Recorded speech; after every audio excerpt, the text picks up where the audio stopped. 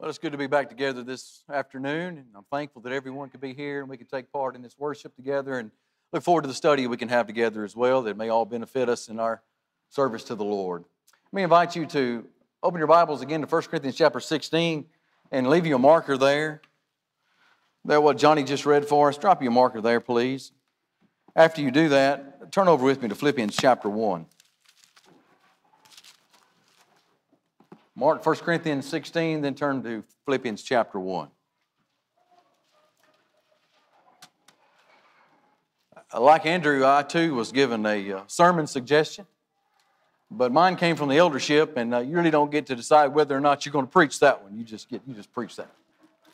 But it is a good subject and a very timely one as well. Let me also say, with that in mind, as you see the subject on the screen, that is giving to the local church treasury, the elders wanted me to say this, that this isn't an appeal for the members here to give more to the local church treasury.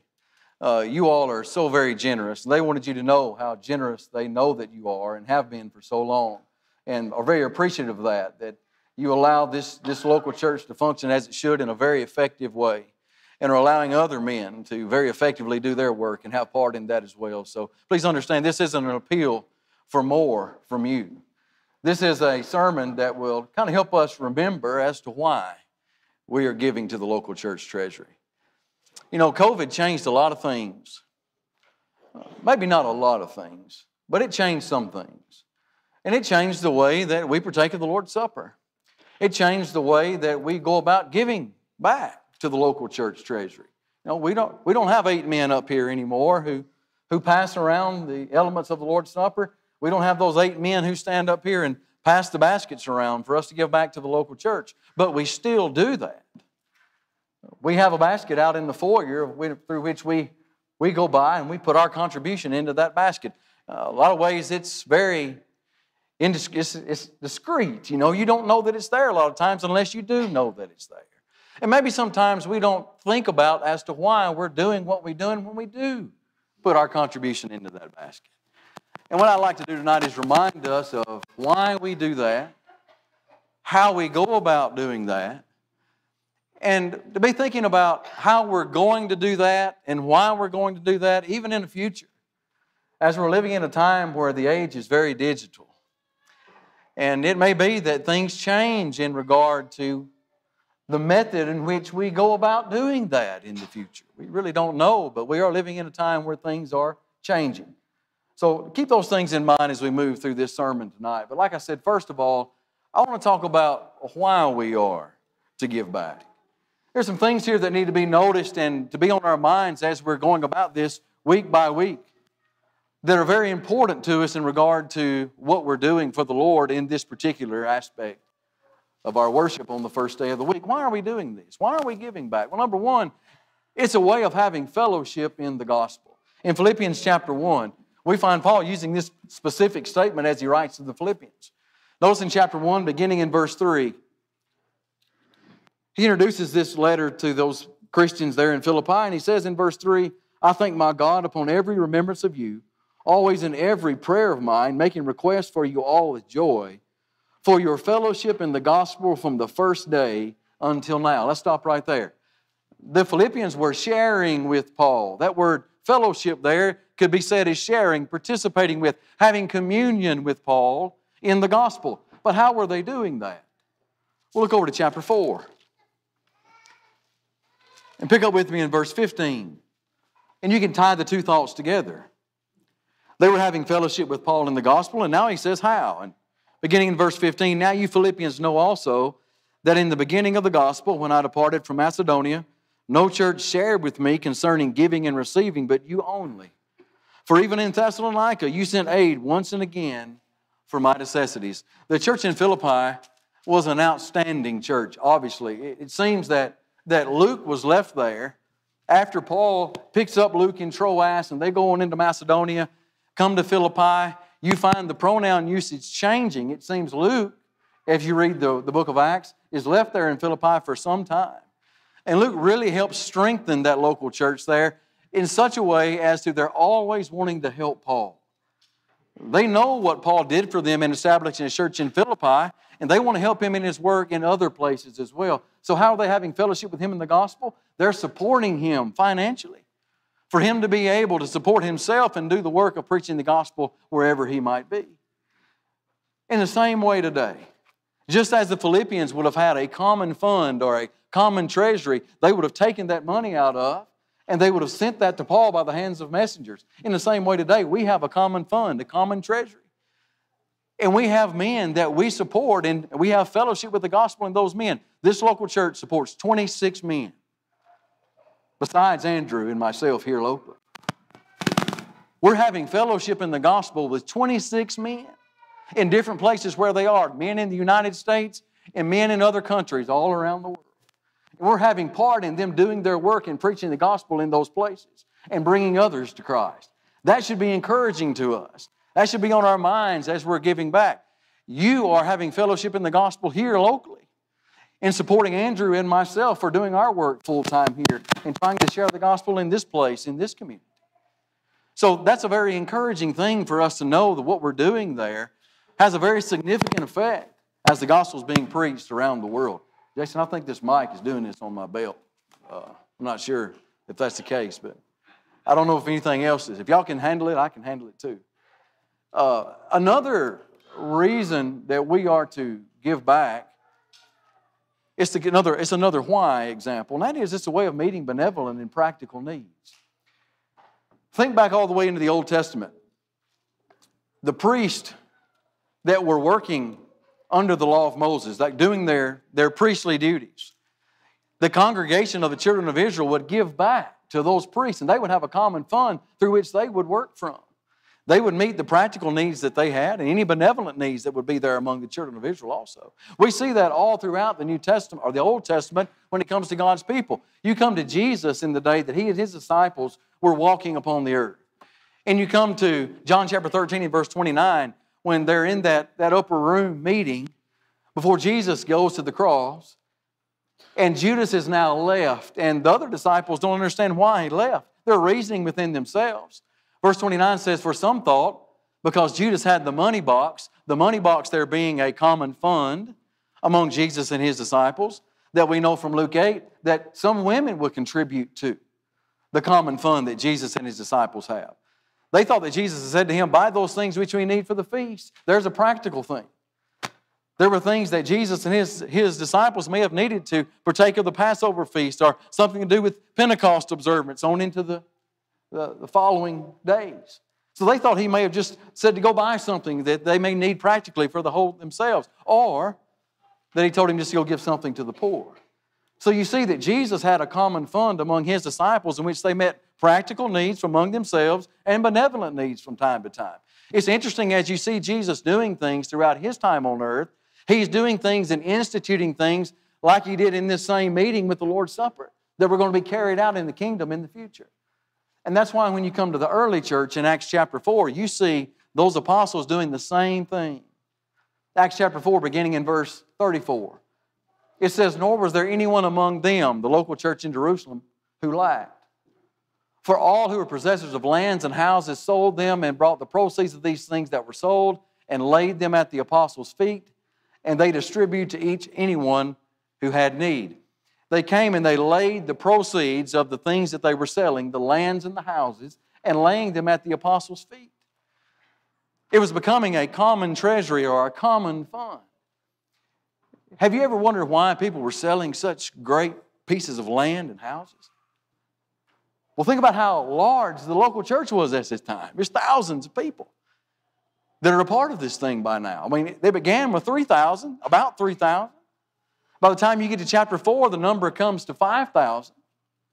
So you've got at least 5,000 people right now who, many of these who are there from other countries. They're Jews who have come into Jerusalem to observe Passover and Pentecost. And they've only come with enough provision to meet those two feasts. We're past Pentecost now. They're still there. They got needs that need to be met. Can you imagine when at least 5,000 people come together in Acts 4 that the local church is going to need some practical things to be able to function? Where would we think those things would come from?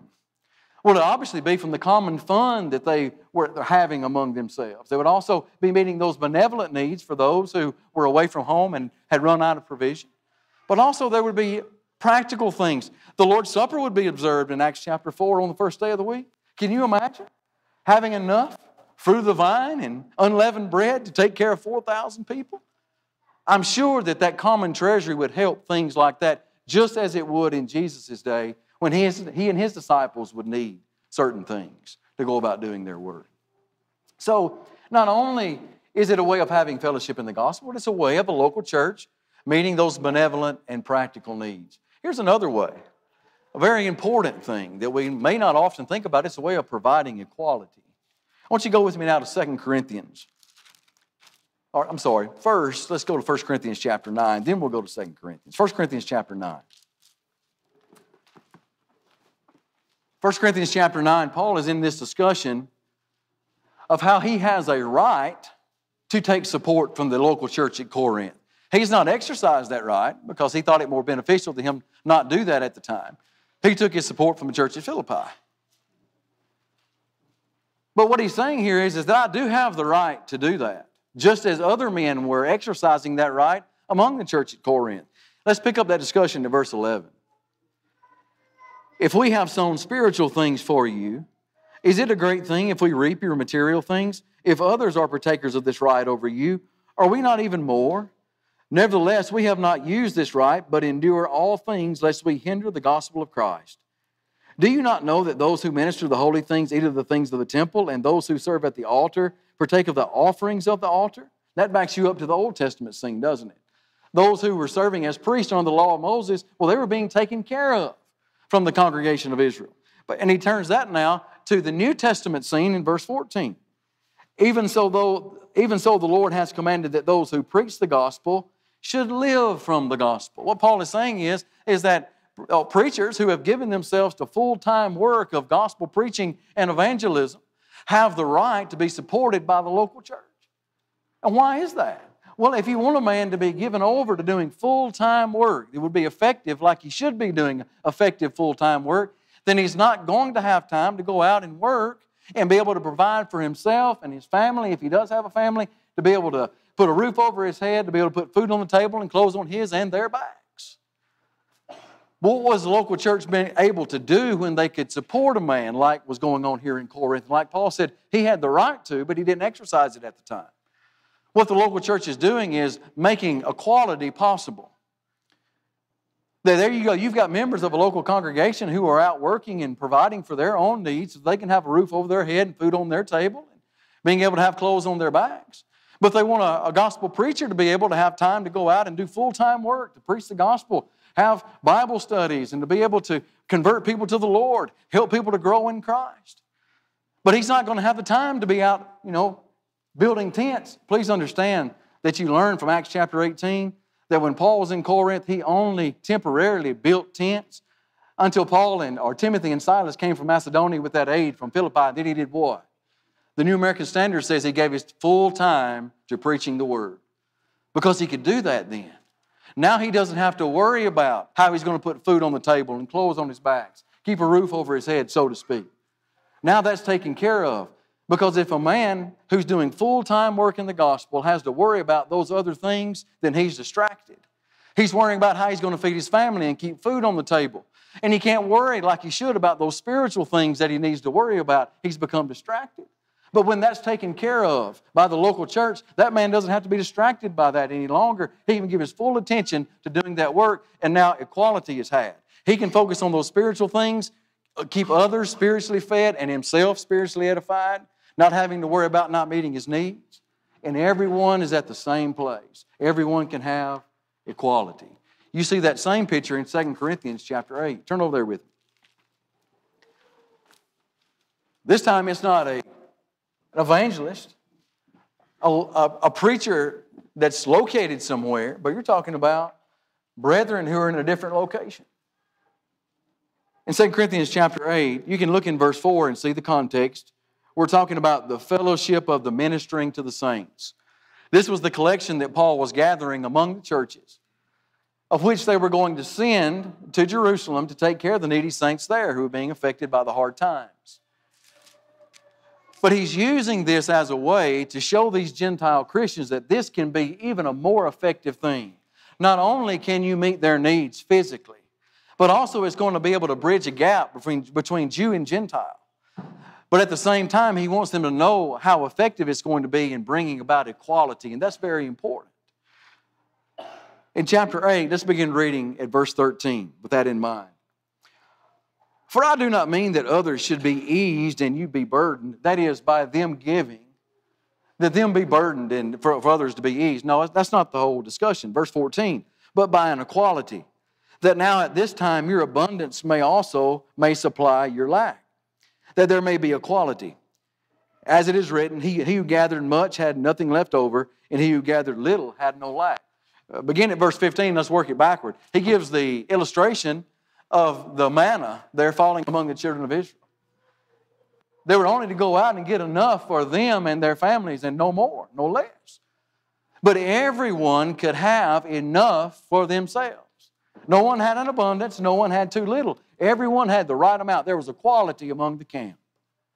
In the same way, he says, that's what your contribution to these needy saints is doing. It's allowing equality to be in place.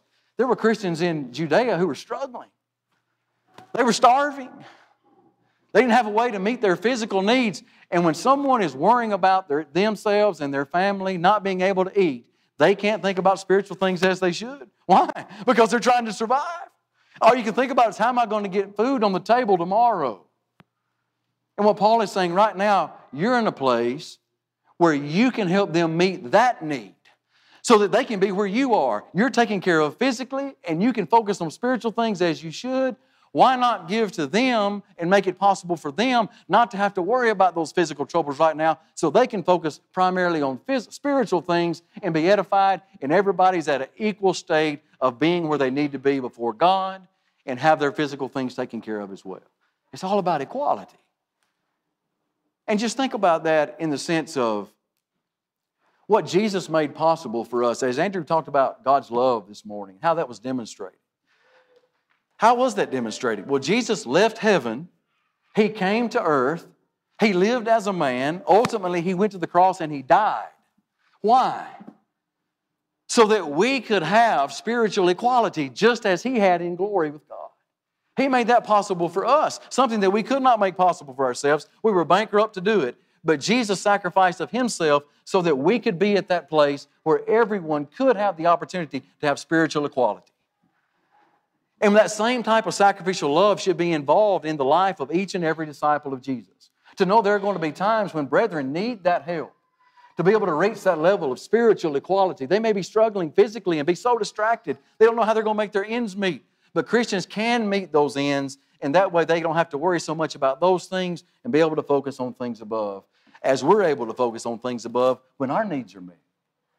And if you look at 1 Timothy chapter 5, you'll see another situation where this comes into play also. 1 Timothy chapter 5, I think we often miss this when we're having discussions like this. But Paul's writing to Timothy here and giving some instructions in regard to elders. Let's pick up our reading in verse 17.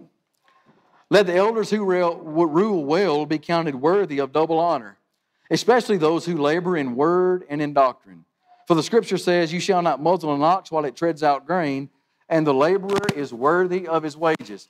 The same statement used there as it was in regard to the evangelist or the located preacher, who is worthy of those wages in his work in the gospel. In the same way, he's talking about an elder here, who would give his time, full time, to teaching and preaching the gospel, at the same time being a shepherd of the flock. Paul said he can be counted worthy of double honor. A double honor elder is one who can be supported by the local church in doing this work that Paul is writing about here. Not only in the aspect of shepherding, but also in the aspect of taking time, more time, full time, to be able to be preaching and teaching. Well, there again, that's not a located evangelist per se. He's speaking to this one as a double honor elder here. But there again, if you want that man to be in a place where he can be available constantly to be able to teach, be able to preach from time to time, to be able to teach classes and be able to edify and encourage people, well, he's not going to have full time to do that if he's having to worry about meeting his needs and his physical necessities. But when support is given to that man by the local church, then that need is met. He doesn't have to worry about how he's going to get food on the table. Now he can focus on edifying himself spiritually and edifying others spiritually as well. We've provided equality when it comes to doing that. And that's why we give back. It's a way of having fellowship in the gospel, knowing that we want others in other places to be able to know the love of Christ which surpasses knowledge. And that can only be done through the preaching of the gospel. And we have fellowship in that when we help other men do that type of work. It's a way of meeting benevolent and practical needs here. Sometimes there are going to be those among the very local church here who need help physically, financially. And we can meet those benevolent needs of needy saints in this very place. And we meet practical needs. We have to be able to do the work here that the local church is to do. We have a responsibility to carry out that work, and a common fund helps us do that. And it's a way of providing equality, to have everybody to be able to be at a place when need be, that they can be spiritually edified and not have to worry about being distracted elsewhere. Now that we've talked about the why, let's move now to talk about the how. When we're giving back, I know that we walk by the basket and drop it in. That's not what we're talking about here. We're talking about the way that we go about this. It's not something that should be just a rote ritual. We talk about the Lord's Supper a lot, of how we don't want this to be some kind of thing that we do habitually and never give it any thought whatsoever. No, it's something that we engage in. It's something that we're actively a part of. It's very important to the work here. Obviously, the things we just talked about firstly are very important things. So if it's that important, we need to talk about how to go about that. Well, what we're going to do. Go to 1 Corinthians 16 now. I ask you to hold your marker there.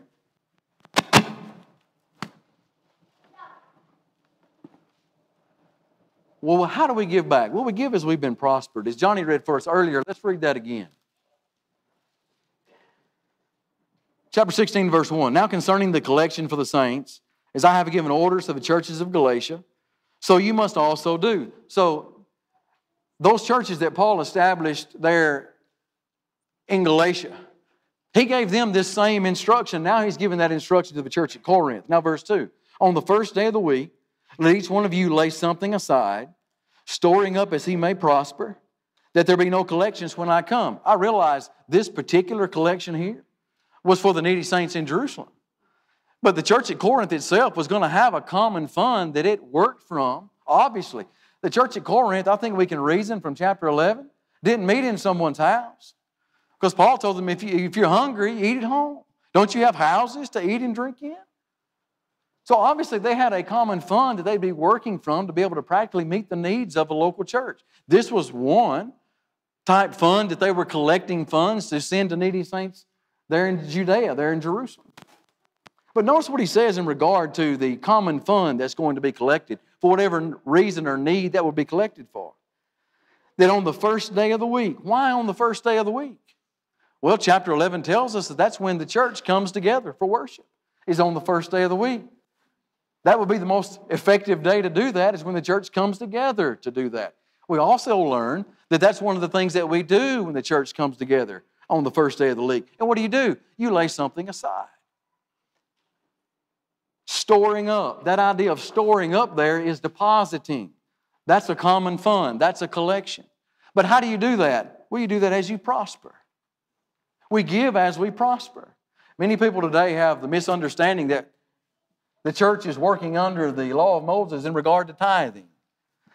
Tithing was only commanded to the children of Israel under the law of Moses, along with a lot of other things that were commanded Israel. But the church isn't commanded to tithe today. We're not commanded to give 10%. If people today were following the law of Moses in tithing in the way that the children of Israel were, they'd be giving 10% of everything that they had. That's not what God asked us to do. Here in this passage, He tells us to give as we've prospered. We prosper from the work that we do with our hands, and we give back a portion of that which we have prospered. The more we prosper, the more we give. Maybe the less we prosper, the less we can give. Maybe in some situations, someone hasn't prospered. There may be some situation where someone may be sick, unable to work. Maybe they are in some destitute situation where they have nothing coming in and nothing can go out. I believe that God would understand that situation. Because He says here, how do we give? We give as we've prospered. And we have to remember again that who allows us to be blessed physically in this life? Where do those blessings come from? They come from God. Every good gift comes down from the Father of lights. So everything that we've been blessed with, it comes from God. God has made it possible. And God says, if what I've allowed you to prosper, what I'm asking you to do is to give that back. Give a portion of that back so that you can help facilitate those very important things we talked about in our first point there. I don't think that's a hard thing to understand. But it's something that we do, not just, again, rote and ritually without even a thought. It's to be done with intent and purpose. Now let's go back again to 2 Corinthians chapter 9 this time. You can leave your marker at 1 Corinthians 16. We will be back. 1 Corinthians chapter 9. 2 Corinthians chapter 9. Sorry. When we do teaching on this, we often want to make the point that do not treat this as a bill. That's why that your first day of the week contribution back to the common fund shouldn't be done with a bank draft. Because what is a bank draft? It's out of sight, out of mind. Ashley and I have several bills that we pay by bank draft. You know what? I never know those things get paid. Out of sight, out of mind. It's being taken care of. I'm sure Ashley knows it's being done, but I certainly don't. I don't know if I'm doing that or not. But you see the point there. This is something that involves interaction and engagement. It's something that is done with intent and purpose. In 2 Corinthians chapter 9, you see from verse 1, we're still talking about the collection for the needy saints. But what I'd like to do is drop down to verse 6. But this I say, he who sows sparingly will also reap sparingly, and he who sows bountifully will also reap bountifully. Let's use that illustration that Paul's using there and talk about it. He's talking about sowing and reaping. You got some gardeners in the group tonight, don't we? I know we have some. I'm going to use Scott and Allison for an example, if they don't mind. They're really good gardeners. I know that because I've seen the fruit of their gardening. But I'll tell you why they're good gardeners and why they bear so much good things from their garden. It's because they spend a lot of time out there sowing. And the reason they reap the harvest that they do is they're very diligent about going about it.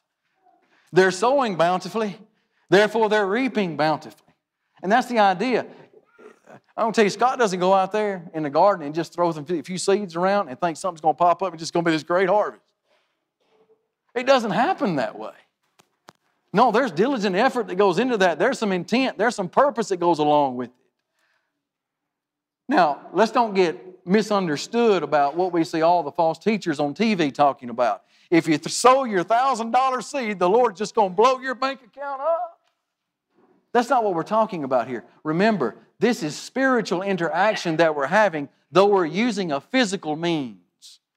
What God is saying is, if you will sacrifice of yourself to give back a portion of what you've prospered, then you're going to benefit from this spiritually. Never mind the fact of the encouragement that you get when you do provide equality for someone else. Never mind the fact to know that there are people in destitute places, hard places, that our participation in the gospel is helping come to Christ and have salvation. Those are very motivational things that should help us in that regard. But there's spiritual benefit that's coming from this. We're sowing bountifully with engagement and purpose because we want a good harvest to come from the things that are being done. Now look at verse 7. So let each one give as he purposes in his heart, not grudgingly or of necessity. Can I say this? God does not need our money. God doesn't need our money. But you know what God is doing? God is giving us the opportunity to take part in fellowship in the gospel. If someone comes in and sits down in a pew on the first day of the week and they are just so bitter about having to give back to the local church, do you think God wants that? God says, do not do so grudgingly. Well, God doesn't need that. He doesn't want that if that's the way you're acting about it. What the point is here is that God is saying, I'm giving you the opportunity the privilege to be able to take part in fellowship in the gospel. And every true disciple of Jesus is happy about having part in fellowship in the gospel, whatever true way that can be accomplished. That's not a bitter thing. That's not a grudging thing. No, they're excited about doing that. How do they do that? They do that as they purposed in their heart. Now, this is the way that we need to kind of think of that as a bill. I'm not talking about something that's out of sight, out of mind, but if we're going to give back as we have prospered, then there has to be some type of intention and purpose going into that. He said, as you purposed in your heart. So we've thought about this beforehand. We've realized that, all right, here I've got a budget. And God knows we have budgets. He knows that we have bills to pay. But God also wants us to examine what we can do and to be able to set aside ahead of time and of first priority what we can give back to the Lord. This is something I've already made up my mind about. We've already talked about this, and we have worked this into our budget, and we know this is coming right off of the top. It's not something that I come in here on the first day of the week and I sit down and say, oh, well, let me see what I got. Let's see what we can do. Oh, God, I'm sorry. I just can't do it this week. Too many rounds of golf. Just couldn't work you in this time. That's not what this is about. Remember, these are people who are spiritually focused. That's us. We want to reap spiritual benefit, and we want others to be able to do that as well. So I'm thinking about this. I'm thinking about this beforehand. I've already got this worked in. And in that sense, we must think about it in that way. We've got some intention that goes along with that. But also there's this, cheerfully and willingly. We've talked about that idea of being grudgingly. God doesn't want it that way. But there again, when we think about what we're accomplishing for someone else, what it could bring about, and what it does bring about for me, how many times have you helped someone out who was in need? And you knew they were in it was a true need. And you being able to help them out caused them to have that need met. And you knew it did. How did it make you feel? You know what? That is the most encouraging thing, isn't it? The benefit that you get. And Paul talked about that when he wrote to the Philippians. He says, not just because of the need, but because of the benefit that you get from giving. Knowing that you're accomplishing this for others who want the same things you want. They just want to go to heaven.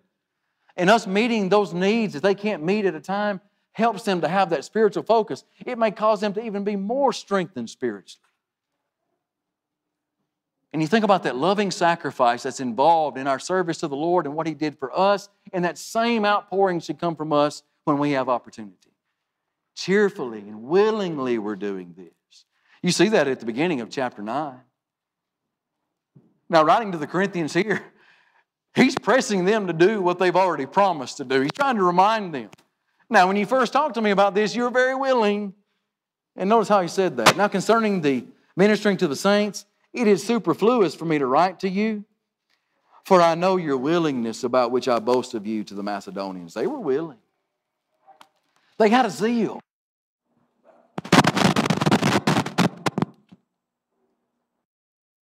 No. Whatever that is, it's got a zeal about it too, doesn't it? But they wanted to be a part of it. They wanted to do that initially because they knew what it was going to accomplish. They knew what the gospel had accomplished for them, and they wanted someone else.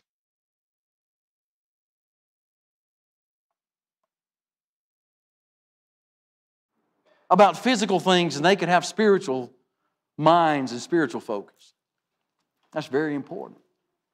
So all of these things are how we give back. As we've prospered, obviously, with intent and purpose. It's not something that's out of sight, out of mind. It's something that we're constantly having on our minds because it's a part of what we do. We do it according to the pattern. There again, in 1 Corinthians chapter 16, if you held your place there, what did he have?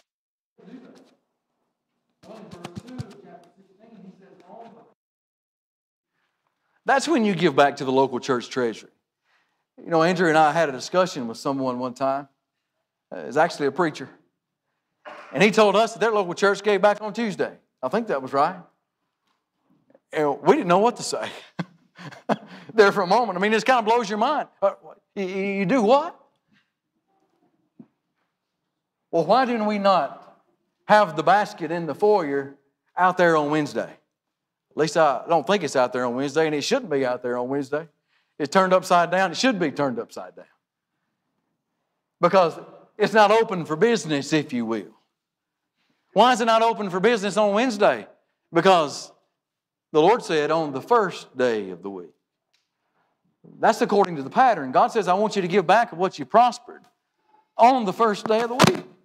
That means I can't do it any other day because God hasn't authorized it any other day. And that's going to come into play as we finally go to that last point there. But let me say this before we move. What we do is in regard to our giving back to the local church treasury, we do on the first day of the week. What does the local church do on the first day of the week? That's the day it comes together to worship God. And what we need to remember is that this is a part of our worship. This is a part of what God has given us to do when we come together for worship on the first day of the week. You may not think about giving back as a part of worship, but it's just as much a part of worship as what I'm doing right now, and that's preaching to you. We don't think about that in the worship mindset like we would singing or partaking of the Lord's Supper. But all of those things have their part in what we're doing now. And when God specifies that I want you to do this as a part of your coming together on the first day of the week, how should we do that? We should do it like Jesus said. But the hour is coming and now is when true worshipers will worship the Father in spirit and in truth. For the Father is seeking such to worship Him. God is spirit, and those who worship Him must worship in what? Spirit and in truth. Even in regard to me giving back on the first day of the week. Sure, it has to be as I have prospered because that's what God said. Well, we do that. Well, sure, it has to be according to the pattern on the first day of the week. Yeah, we do that. But do we do it with intent and purpose? Do we do it cheerfully and willingly? I think that's the better question, isn't it? And that idea of doing it in spirit means that we're doing it with the proper attitude. The inner man is engaged in doing this. I'm doing this from a heart matter. It's the same way that I partake of the Lord's Supper. I should be that engaged in my giving too, to the best that I can do that. It's very important to the Lord because it's something that the Lord has specified, and the way I go about it is very important to Him. Not only according to the instruction that's been given as far as the parameters of it, but also about the attitude that's involved with it. Very important to us and our spiritual benefit from that as well. So we've talked about the why, and we've talked about the how.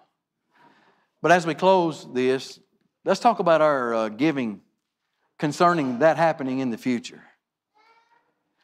A lot of things changing in a digital age. You know, and it may not be that there's always a basket in the foyer. I don't know, and the elders here don't know right now. We don't know that. But I'll tell you this, things are different. We may move into an age where you giving back on the first day of the week may be through a cash app. You may think that's strange, but I was with the local church a couple of weeks ago, and that's what they did. And it kind of shocked me when I saw it because I'd never seen that before. And they pulled it up on their screen at the time of that, and I asked questions about it afterward because, like I said, I'd never known of anyone to do that. I knew it was probably happening. But what you don't do at home, is kind of, again, out of sight, out of mind. So I asked one of the elders about it, and he said, well, yeah, he said, we were really pressed about doing this, and we hesitated for a long time. He said, but we had so many people that don't write a check anymore. He said, a lot of the people here don't even have a checkbook. He said, so we found this one app, and I cannot, for the life of me, remember what it was called. I can find out, but that's not for now. But he said, this is one that didn't cost anyone anything. It didn't cost the local church anything. It didn't cost the individual anything. And he said, you know that, and they were a congregation the size of us. He said, we only get $150 of cash. And everybody else gives through that cash out. It's pretty significant, isn't it? And that just told me that, yeah, things are changing. They're changing a lot when it comes to the future. And I think we have to have that on our minds and at least be prepared for something that may change one day. It may be scanning a QR code one day. You see those visitors cards in the pew? What's on there? There's a QR code on the visitor's card now that you can take a picture of that with your phone. It'll send you to a website. You can fill out that card online. Guess what a lot of local churches are doing now? They've got a QR code that you can scan. They'll take you to a link to where you can give that way. That may seem strange to a lot of us and blow us all away. I'm just saying, those kind of things are going on now. That's the age that we live in. You know, Andrew and I talked about this the other day. Andrew made the point that, you know, when paper currency came out, people probably had a meltdown. When the local church came together and people started first using paper currency, well, we can't give that. That's got to be wrong. Because what are they used to? They were used to giving coin, silver and gold. What about when checks first came around? Do you not think that there was somebody just having a meltdown over that? We can't use that. There's no way. But what do we do now? Look in that basket out there on the first day of the week. What's it full of? It's full of checks. That was a new thing at some time. Here's one that'll really blow you away. Church kiosk. You know that thing at McDonald's you walk into and you can order from that I cannot order from? Can't do it. I'm the person standing there waiting on somebody to show up at the counter. And they're like, sir, can you? I said, no, I can't use that thing. I can't. I will starve to death. I can't figure it out. But you know what? It's in the foyer of a lot of church buildings now. That right there. I don't think that would be very efficient. If you had somebody like me who's trying to give back on something like that, y'all, it's going to take a long time. But there again, that's something that's happening right now. I'm just saying that, I'm not saying that's what's going to happen here. I'm just saying that's the way that we're changing in a digital age. But no matter whether it be Cash App, no matter whether it be scanning a QR code or being some kind of kiosk, in the future, whatever it is that is going to be a part of our giving back to the local church treasury, it has to be according to the pattern. Again, it can't be something to where you can have some type of bank draft. It just jerks it out of there just anytime, anyway. It can't be something that you don't know is going on. All of these things that we've talked about still have to be a part of what may happen in the future. I got the New American Standard Version up here. I think it's very literal. But now concerning the collection for the saints, as I directed the churches of Galatia, so do you also. On the first day of every week, each one of you is to put something aside and save as he may prosper. Let's just stop right there. No matter if it's the first century or the 21st century. If that's happening, that's the way it has to happen. No matter if you're doing it by writing a check or dropping cash in there, or if you're doing it through a QR code or a Cash App, or Lord help us, a church kiosk, or help me. It's going to have to be governed by the fact that we're going to do it as we prosper. It's going to have to be governed by the fact that we're going to do it with intent and purpose, even though it may be in a digital age and it may be different and changing. This doesn't change. Why? Because this is what God asked for. We've got to do it cheerfully and we've got to do it willingly. There again, we can't have it, even though that it may come out fast and we may not see it as we would as we held it in our hand and dropped it. We still have to go about it in the same way. If it ever does come to that, we've still got to do it according to the pattern. We can only do it on the first day of the week, as God has intended and directed. That's your lesson for tonight. I hope that's been a good reminder to us that though we do live in a different time. We live in a different time because of COVID. And here again, we don't see men standing up here, with those baskets. And we're not reminded as much as we used to be about the importance of this part of our worship and our service to God. And maybe we ought to do a better job of reminding one another about that on the first day of the week. Maybe that's something that we can do better, because it is a necessary and important part of what we do when we come together on the first day of the week. And as I close, let me say this. I think I can speak for Andrew and his family and myself and my family in saying, we thank you for your fellowship with us in the gospel. How you so generously and lovingly support us. We are very thankful for that. You allow us to do our work effectively, and we appreciate that. And you also allow other men, 26 other men, you have part in the work that they're doing in sharing the gospel. At times, our common fund that we give to every first day of the week is providing equality for those who can't meet physical needs on their own, but we're helping them get to a place where they can be spiritually focused. Isn't that encouraging? We're allowing ourselves to function together as a local church as we should to carry out our responsibilities to the Lord that He's asked us to do every first day of the week because we give back every first day of the week. So I hope that's helped us be reminded of how important this aspect of what we do on the first day of the week, how important it is to the Lord and how important it should be to us.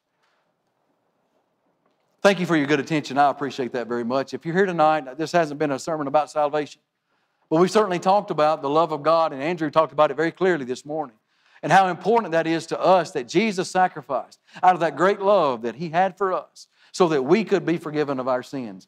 And if you need that tonight, don't hesitate or don't delay.